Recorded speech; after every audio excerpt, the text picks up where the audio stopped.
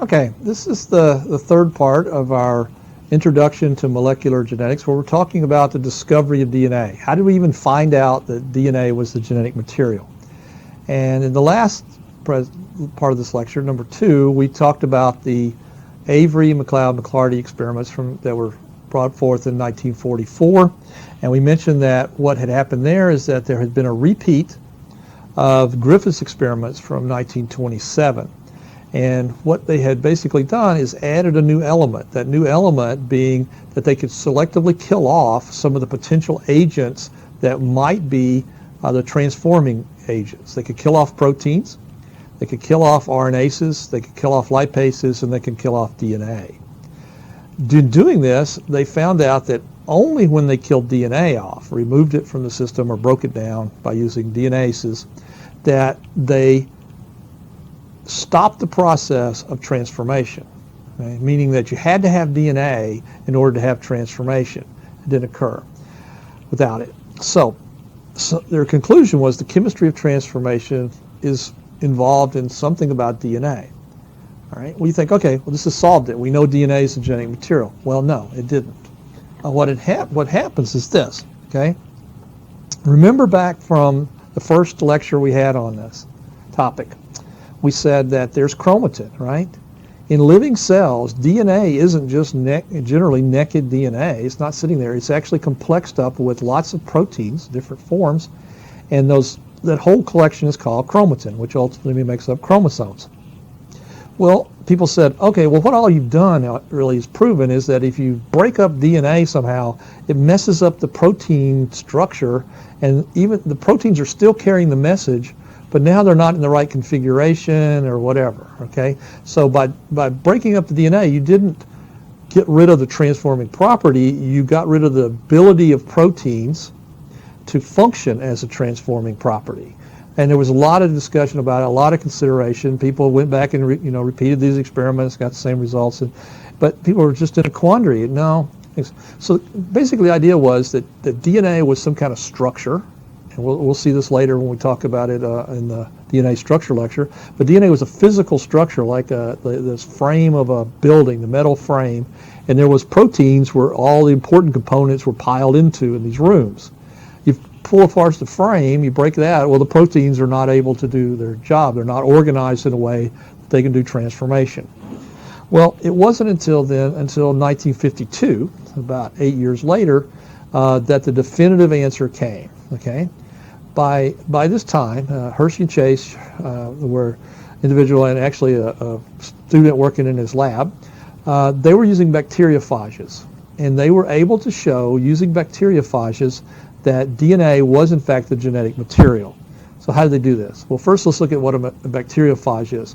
A bacteriophage is a very simple little creature that's able to attack bacteria. This big brown thing is bacteria. These little blue things are stained up bacteriophages. They're able to attack the bacteria. What they basically do is take over the replication mechanism of the bacteria, convert it to where it replicates the materials needed to make the bacteriophage, and they end up using it just as a factory, okay? So they go in and they take over. Now, what's really unique here and what was really important is that unlike most biological systems, bacteriophages and many other viruses and things, but bacteriophages in particular, do not have chromosomes in the sense of chromatin. What they have is chromosomes, if you will, or whatever is pure DNA. There's no chromatin. There's no proteins complexed up with their DNA. It's essentially a naked DNA. Now, of course, they have to have proteins, right, to function. Anything has proteins for phenotype, but that protein is all out here in this outer part. So the outer shell and the attachment points and all that are made up of proteins. Those proteins are encoded by this DNA that they carry. So what we've got now is we have a model that we can test this idea that it is the protein or the DNA, right? Because now what we can do is, or they could do, is they could work with this DNA itself and sort of maybe isolate the DNA or by protein or play games. And that's exactly what they did, okay? So let's look at the life cycle of a bacteriophage. Pretty simple. Bacteriophages attach on to the bacterium. The bacterium is supposed to be this orange thing here. Here's your real bacteriophage. They inject this naked DNA into the bacteria, okay? And that bacteria then, this protein coat remains on the outside. It doesn't become integrated into the actual part of the bacteria. And then when they do this, they take over the bacteria's mechanisms of replication, and they replicate phage DNA. So they replicate their own DNA. They literally become these little space monsters that go in and just take over the bacteria. Okay? Now, they also, in the same time, take over some of the protein production mechanisms. So they take this bacteriophage and they turn it into a true manufacturing factory for them. So they inject their DNA, it incorporates, it grabs a hold of the mechanism, it gets replicated, duplicated, and also the proteins necessary to be a bacteriophage they force the bacteria, if you will, in an anthropogenic way, but they take over and they make the bacteriophage actually produce these new bacteriophages from the bacteria itself. They keep doing this and doing this and doing this, and so they're essentially going in and just taking over, right? Okay. Well, they're parasitic in this form. Now, the problem with most parasites is there's kind of any parasite. You want to be a parasite generally, but you don't want to kill your host, right? You want to parasitize and take the things you need, but you don't really want to kill it. These guys are much more aggressive than that. These really are space monsters. They come in and they just take over until a point where they become so populated that the bacteria, it just explodes, essentially. They're rejected. They then go on, they attack other bacteria, and the cycle continues over and over. Okay? Well, now, if you look carefully, what you notice is that there's a bacteriophage DNA at the top here, and then a protein coat. Okay? Well, guess what? Hershey and Chase were smart enough to realize that they could utilize these differences, this naked DNA and this protein coat, and they could work with it in a unique way. It's the 1950s. We love radioactivity, right? In the 1940s, we did the atomic bomb. It's now the atomic age. There's radioactivity. We're isolating and making radioactive elements and all sorts of things in almost every lab. There was easy access to radioactive phosphorus, P32, and radioactive sulfur, S35. Okay? Well, turns out, if you think about DNA, they knew by this time that there was no sulfur in DNA, right? It wasn't present there.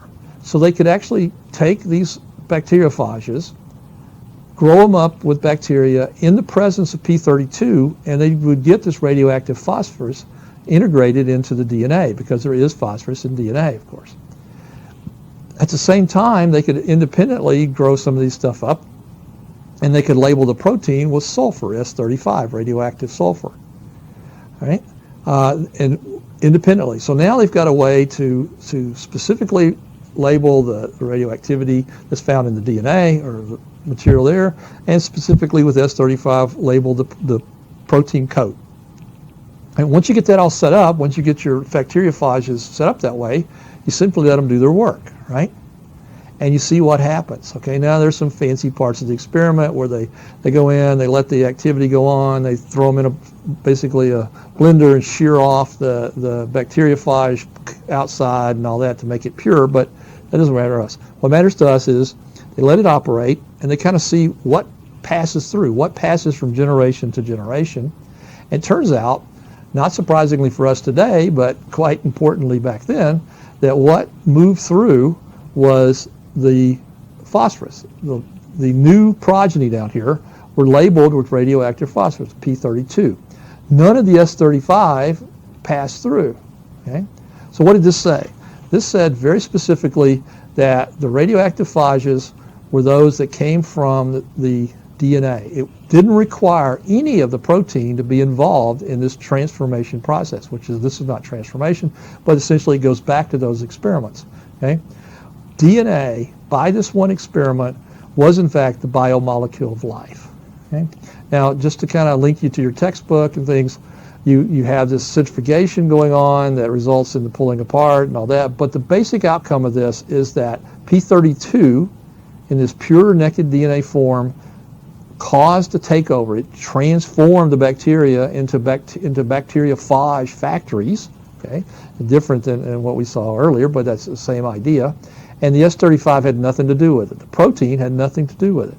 Conclusion, very finally, we put the nail in the coffin. The DNA is and not protein is the genetic material for bacteriophages, and by inference, it is, if you step back in these experiments, it is what was being the transforming agent. Okay? All right, so bacteriophages are injected into DNA, inject DNA into bacteria cells. The progeny phage were labeled only with P32, not S35.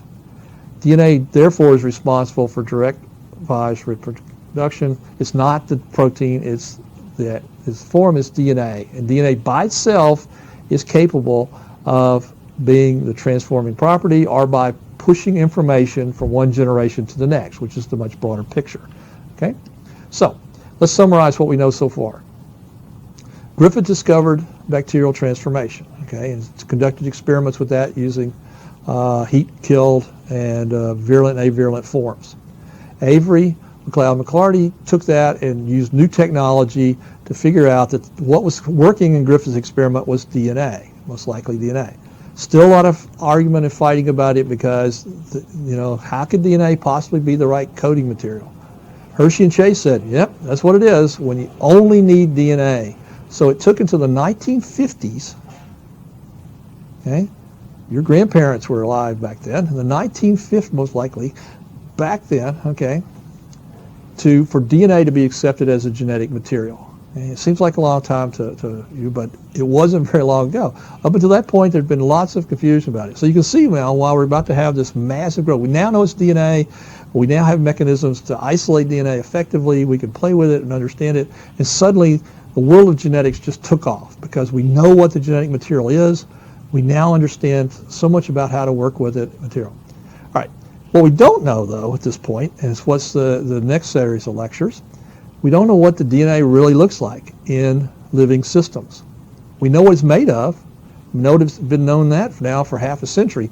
We know that it's made of these nucleic acids. We even, starting back from about 1910, know about what a particular nucleic system looked like, what A looked like versus G versus C. We knew that there were forms, but we didn't know how it all fit together.